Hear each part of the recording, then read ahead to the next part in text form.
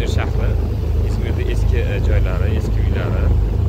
Mana bu esa bizga xuddi Toshkent City deganda İzmir City. Yangi binolar qurilgan.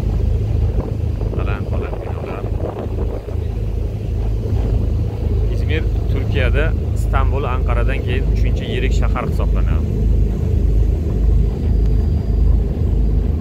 İzmirliklar agar kiyim-kechak olishmoqchi bo'lsa, Konakka kelib, Qarshiyoqaga yoki mana shu tarafga, sohilning narigi tomonidagi arzon bozorlar, chiroyli, bir-biridan chiroyli va arzon bozorlarga borib, bozorlik qilishar ekan.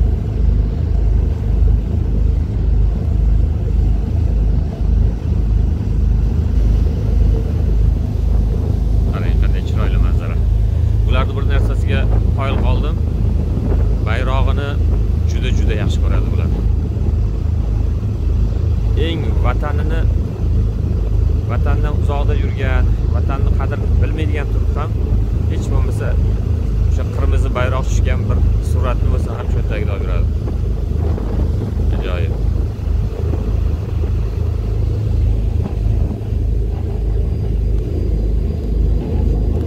O'zi odatda bunday o'tirib ketish kerak edi, lekin bu go'zalliklarni ko'rib odam bir joyda o'tira olmas ekan. Qarang.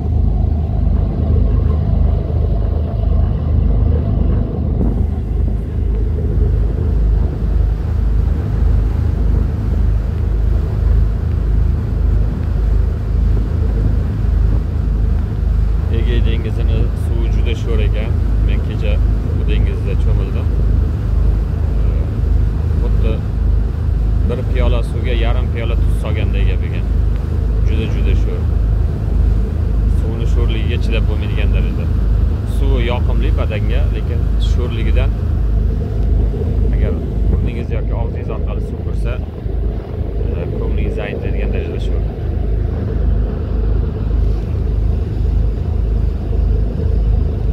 Jonajon O'zbekistonimiz va Turkiya o'rtasidagi do'stlik aloqalari doimiy bo'lsa, mana shunday vatandoshlarimiz kelib, mana shunday go'zal o'shalarga kelib, dengizni go'zalligidan bahramand bo'lishsa, madaniy xodimlar olib ketishsa, barchalaringizni shunday go'zal joylarga bir bora kelishni